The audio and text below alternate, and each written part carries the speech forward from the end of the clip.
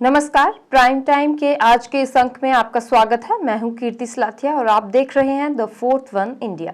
आइए बुलेटिन में सबसे पहले नजर डालते हैं आज दिन भर की प्रमुख खबरों पर। पीएम मोदी ने इंडिया गठबंधन में शामिल विपक्षी पार्टियों पर किया तीखा हमला। बोले, भ्रष्टाचार के खिलाफ कार्यवाही के लिए मोदी की करते हैं आलोचना।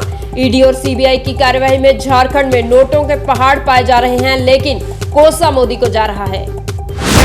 कांग्रेस नेता राधिका खेड़ा ने पार्टी से दिया इस्तीफा। कांग्रेस पार्टी के भीतर महिलाओं का अपमान और दुर्व्यवहार का लगाया आरोप। बोली, राहुल गांधी की भारत जोड़ो न्याय यात्रा के दौरान छत्तीसगढ़ कांग्रेस के मीडिया अध्यक्ष सुशील आनंद शुक्ला ने शराब पीने के लिए कहा और गालियां दी।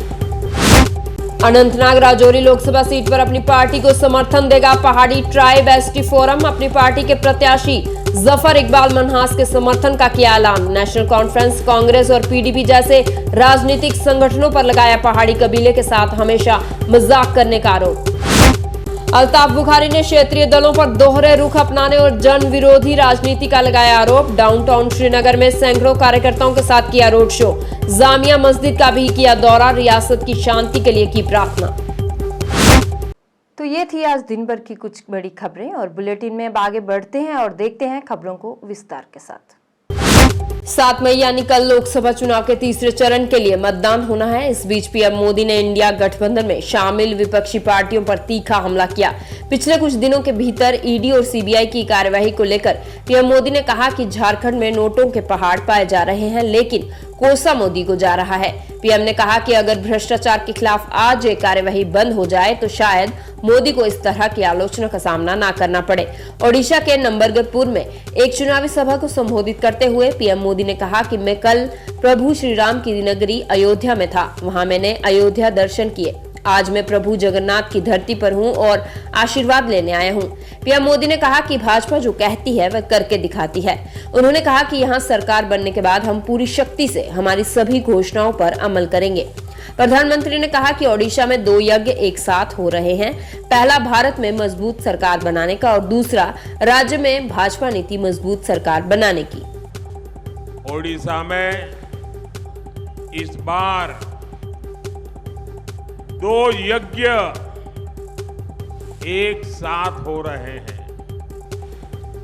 एक यज्ञ देश में हिंदुस्तान के लिए मजबूत सरकार बनाने के लिए है और दूसरा यज्ञ ओडिशा में भाजपा के नेतृत्व वाली मजबूत राज्य सरकार बनाने का है। मैं रुपया 1 भेजूंगा, 1 पाई भी किसको खाने नहीं दूंगा और जो खाएगा वो जेल जाकर के खाना खाएगा। जेल की रोटी चबाएगा। आपने देखा होगा, अभी घर जाओगे तो टीवी पे देखना, आज यहां पड़ोस में झारखंड में नोटों के पहाड़ मिल रहे हैं। नोटों के पहाड़। लोगों का चोरी किया माल पकड़ रहा है मोदी वहां। अब मुझे बताइए, मैं चोरी बंद कर दूं, इनकी कमाई बंद कर दूं, इनकी लूट बंद कर दूं, तो मोदी को गाली देंगे कि नहीं देंगे? देंगे कि नहीं देंगे? लेकिन गाली खा करके मुझे काम करना चाहिए नहीं करना चाहिए? आप मुझे बताइए। लोकसभा चुनाव के तीसरे चरण के मतदान के ठीक पहले कांग्रेस पार्टी को एक और बड़ा झटका लगा है।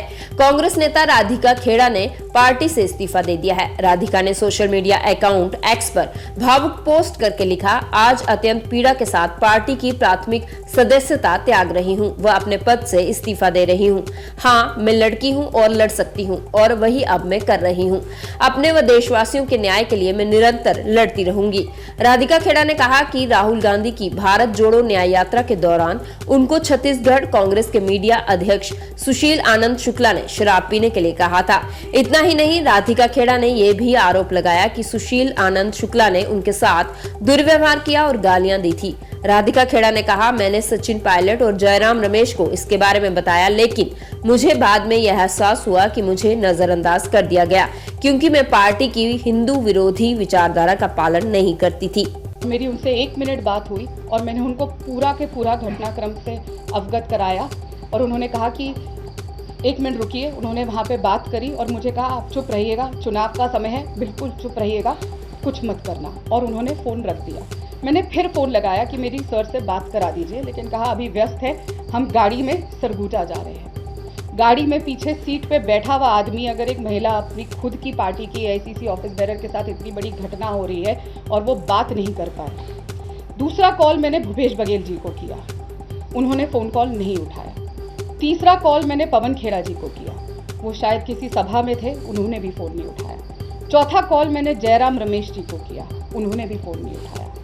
उसका अगला कॉल मैंने पूर्व मुख्यमंत्री भूपेश बघेल जी के रहे सलाहकार विनोद वर्मा जी को किया। उनसे मेरी बात हुई। एक जो वीडियो मेरा रोता हुआ किसी ने बना के डाल दिया था, मैं बहुत शुक्रगुजार हूँ जिस भी इंसान ने वो वीडियो बना के डाला। लोगों को मेरी हालत और दुर्दशा तो पता चली कि मेरी क्या हालत हो रही थी, वरना कभी मेरी बात बाहर नहीं आ पाती। तो मैं उनसे बात कर रही थी और मैं उनको ये बता रही थी कि क्या बीता, और उधर से भी मुझे सामने ये बोला गया कि तुम कोऑर्डिनेट करके नहीं चलती।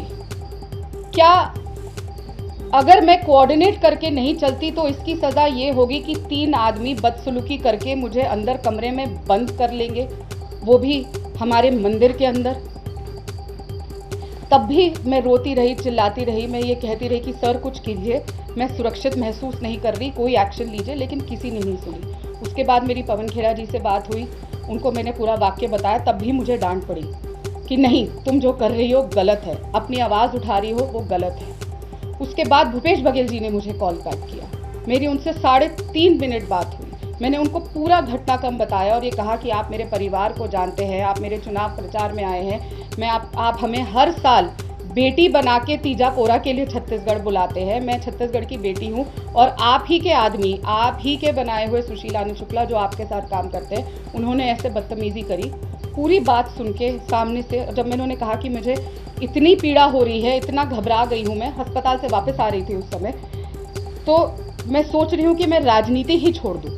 तो भूपेश बघेल जी ने सामने से मुझे कहा, नहीं, तुम छत्तीसगढ़ छोड़ दो। जब ये सामने से कहा गया कि छत्तीसगढ़ छोड़ दो, तब मुझे चीज़ें सामने से समझ आनी शुरू हुई कि किस तरीके से एक षड्यंत्र के तहत ये सब मेरे साथ किया। जम्मू कश्मीर अपनी पार्टी के अध्यक्ष अल्ताफ बुखारी ने क्षेत्रीय राजनीतिक दलों पर दोहरे रुख अपनाने और जन विरोधी राजनीति करने का आरोप लगाया है। श्रीनगर के खानियार में दस्तगीर साहब दरगाह से जम्मू कश्मीर की शांति और भलाई के लिए प्रार्थना करने के बाद अपनी पार्टी के अध्यक्ष अल्ताफ बुखारी ने श्रीनगर लोकसभा सीट से अपनी पार्टी के प्रत्याशी अशरफ मीर के साथ श्रीनगर के डाउनटाउन इलाके में रोड शो किया। दस्तगीर साहब दरगाह से अपनी पार्टी के सैकड़ों कार्यकर्ताओं के साथ शुरू किए रोड शो के दौरान अल्ताफ बुखारी ने डाउनटाउन श्रीनगर में जामिया मस्जिद का भी दौरा किया और जम्मू कश्मीर में अमन, शांति और तरक्की के लिए प्रार्थना की। इस अवसर पर पत्रकारों से बात करते हुए बुखारी ने कहा कि इससे कोई फर्क नहीं पड़ता कि कौन जीतेगा, बल्कि ये मायने रखता है कि प्रदेश में शांति कायम होनी चाहिए। उन्होंने कहा कि शांति हमारे लिए महत्वपूर्ण है और हमारे लिए ये महत्वपूर्ण नहीं है कि कौन जीतेगा। अल्ताफ बुखारी ने कहा कि कश्मीर घाटी में नई सुबह की शुरुआत होने जा रही है। उन्होंने दोहरे रुख और जन विरोधी राजनीति को लेकर क्षेत्रीय राजनीतिक दलों की आलोचना करते हुए कहा कि अपनी पार्टी सच्चाई में विश्वास करती है, न कि शोषणकारी राजनीति में। आपको बता दें कि पिछले 3 दशकों के दौरान किसी भी मुख्यधारा के राजनीतिक नेता की ये पहली ऐसी यात्रा है जिसमें आज जम्मू कश्मीर अपनी पार्टी के अध्यक्ष सैयद मोहम्मद अल्ताफ बुखारी ने डाउनटाउन श्रीनगर में जामिया मस्जिद का दौरा किया है। ये जामिया मस्जिद कायम रहे, यहाँ पे नमाज कायम रहे जब तक ये दुनिया कायम है, और अल्लाह करे यहाँ सच और सच ही सब लोग बोले और सच्चाई की फतह हो। लोकल लोगों से हमने बात की, वो कहते हैं कि आफ्टर 1989 के बाद कोई अच्छी पहली जमात है जो इस तरीके से यहाँ पर खानिया लोकल जंग कंक्लूड किया। तो इस चेंज को आप क्या समझते हैं? देखिए, मैं लोगों को ही मुबारकबादी देता हूँ, इन्होंने अमन का रास्ता पकड़ा, इन्होंने बहुत मुश्किलात देखे हैं। अगर मुझसे पूछा जाए तो इन्होंने 1947 से मुश्किलात देखे हैं। जहाँ मैं आज खड़ा हूँ मुझे बखूबी मालूम है कि मीर वाइज यहाँ की जो उस वक़्त के थे उनको कैसे यहाँ से धकेला गया। ये सोचा ही नहीं गया कि ये जगह मीर वाइज की थी। बहरहाल मुबारकबादी जो उनके पीछे यहाँ रहे, उन्होंने इस जगह को कायम और दायम रखा। अल्लाह करे शहर खास की वह अहमियत फिर बहाल हो, और मैं वादा यहाँ से शहर खास के लोगों को करता हूँ, यहाँ के आर्टिजन्स को, यहाँ के हुनर याफ्ता लोगों, यहाँ के नौजवानों को कि आपके वक़ार और आपकी इज़्ज़त के लिए दुआ किए, और अगर हमें मौका कल मिला तो हम आपको वो इज़्ज़त और वक़ार। बांदीपुरा जिले के हाजिर में इन दिनों किसान जंगली सूअरों के आतंक से परेशान है और इलाके में जंगली सूअरों का एक झुंड उनकी फसलों और फलों के पेड़ों को भारी नुकसान पहुंचा रहा है। हाजिर के गुंडबल इलाके में रहने वाले लोगों के मुताबिक जंगली सूअरों के झुंड रात के समय खेतों पर हमला कर रहे हैं और उनकी फसलों और फलों के बागीचों को नष्ट कर रहे हैं। स्थानीय लोगों ने वन्य जीव विभाग से तत्काल कार्यवाही करने का अनुरोध किया है ताकि जंगली सूअरों के आतंक से उन्हें राहत मिल सके।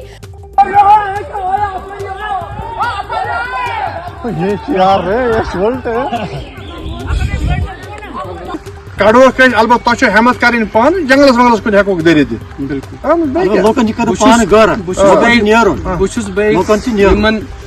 एडजॉइनिंग एरिया यूनियन जमीन यप तुम गुजारिश करान कि तुम पान वथुन डिपार्टमेंट कत पे गुरेज पे बराबर ताल लगा कत सुंबल तक अत 8 नफर पुर कस 8 नफर यह थ्रू आउट वैली वनस चला चला वाइल्ड बोर खिलाफ थ्रू आउट वैली चला वनस सारिन जायन डिपार्टमेंट वात हे सारिन जायन अलबत्ता हेको तुम गाइडेंस कर काउंसलिंग कर तुम कित पे हेको बचत पन फसल कित पे हेको तुम बचत अत हेको तुम तदाबीरस वन यह कर यम सात यी दूर थवन पानस यानी कि सोटी अपने हाथ में होनी चाहिए यम सात यी कर लार डिपार्टमेंट तो हेक ट्रंकुलाइज कर हेको केज लगित हेको यह ट्रंकुलाइज कर ना बिल्कुल ना यह जुंडो मज यह वरियस मज 2 लट बच्चे दिवान बे कस बच 10-12 बच्चे हुर दिवान यानी कि पॉपुलेशन वनस 100 हुर ठीक इसलिए अत रुकावट खतर अकुई चीज कर यानी कि पान वथुन गाम यकजा सारी गसन यकजा कर डिपार्टमेंट।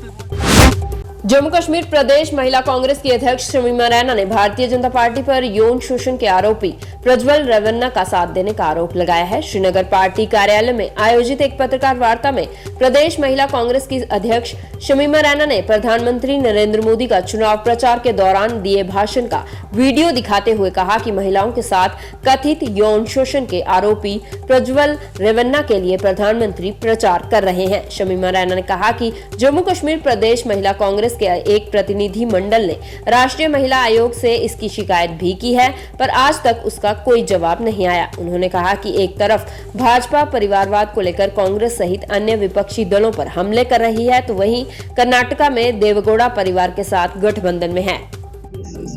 जबकि उनको पता था ये बलात्कारी है, इनके साथ उन्होंने फिर भी गठबंधन किया और भाजपा सरकार के जो प्रधानमंत्री जो है और विदेश मंत्री है, उनको एक खत लिखा गया था, लेकिन मास रेपिस्ट है प्रज्वल इन चीजों में मुलव्वस है, तो क्या मजबूरी थी इनको गठबंधन करने की। आज ये सच्चाई है कि देश की प्रधानमंत्री प्रवीणा का बचाव कर रहे हैं। आप जानते हैं प्रज्वल प्रवीणा देश छोड़कर भाग चुका है। खबर है इस वक्त जर्मन में है। कर्नाटका के मुख्यमंत्री ने एक खत देश के प्रधानमंत्री को लिखा था और विदेश मंत्री को लिखा था कि क्या आप जर्मन के सरकार को एक खत लिखिए और इनको वापस अपने देश में लाइए, क्योंकि इस पर 1000 से ज्यादा महिलाओं के रेपिस्ट केसों में मुलव्वस है। देश की आधी आबादी कर्नाटका की बेटियां, देश की बहनें आपसे पूछना चाहती हैं कि प्रवीणा देश वासी और देश वापसी लौटेगा या नहीं लौटेगा। आपने इससे टिकट दी है, आपने इसके लिए प्रचार किया, वोट मांगा, आज वो देश भाग कर बैठा है और बेटा और जो जिसका पिता है SD प्रवीणा को कर्नाटका सरकार ने गिरफ्तार कर लिया है। रिवाना जो है ये कौन है? प्रज्वला प्रवीणा जो है ये हमारे परिवान है। ये जो है ये आजकल आपको पता है जो हंस के हमारे कर्नाटका में एक इलाका है वहां से लोकसभा ये नहीं GDS से है, लेकिन इन्होंने बीजेपी ने इनके साथ गठबंधन किया है। लेकिन बीजेपी को पहले ही पता था कि ये ऐसे बलात्कारी है, ऐसे कार्रवाई में मुलस्त है, फिर भी बीजेपी को क्या मजबूरी थी इनके साथ गठबंधन करने की? तो बीजेपी ने इनके साथ गठबंधन किया तो उनको पता था कि इनका जो दादा थे वो पहले ही। पहाड़ी ट्राइब एसटी फोरम ने अनंतनाग राजौरी लोकसभा सीट पर अपनी पार्टी को समर्थन देने का फैसला किया है। जम्मू में आयोजित एक पत्रकार वार्ता में पहाड़ी ट्राइब एसटी फोरम के सदस्यों ने कहा कि भारतीय जनता पार्टी की केंद्र सरकार ने पहाड़ी कबीले को एसटी का दर्जा देकर उनकी मांग को पूरा किया है, लिहाजा सारा पहाड़ी समुदाय भारतीय जनता पार्टी और प्रधानमंत्री नरेंद्र मोदी का ऋणी है। उन्होंने कहा कि अनंतनाग राजौरी लोकसभा सीट पर अगर भारतीय जनता पार्टी अपना कोई उम्मीदवार मैदान में उतारती तो पहाड़ी समुदाय उसका समर्थन करता, लेकिन बीजेपी ने अनंतनाग राजौरी लोकसभा सीट पर चुनाव नहीं लड़ने का फैसला किया है, लिहाजा पहाड़ी ट्राइब एसटी फोरम ने अनंतनाग राजौरी लोकसभा सीट पर अपनी पार्टी के प्रत्याशी जफर इकबाल मनहास का समर्थन करने का फैसला किया है। पहाड़ी ट्राइब एसटी फोरम के सदस्यों ने कहा कि नेशनल कॉन्फ्रेंस, कांग्रेस और पीडीपी जैसे राजनीतिक संगठनों ने पहाड़ी कबीले के साथ हमेशा मजाक किया। उन्होंने कहा इन राजनीतिक दलों को आज जवाब देने का वक्त आ गया है और पहाड़ी ट्राइब एसटी फोरम सभी से अपनी पार्टी के उम्मीदवार जफर इकबाल मनहास के पक्ष में वोट करके उन्हें कामयाब करके ऐसे राजनीतिक दलों को कड़ा जवाब दे।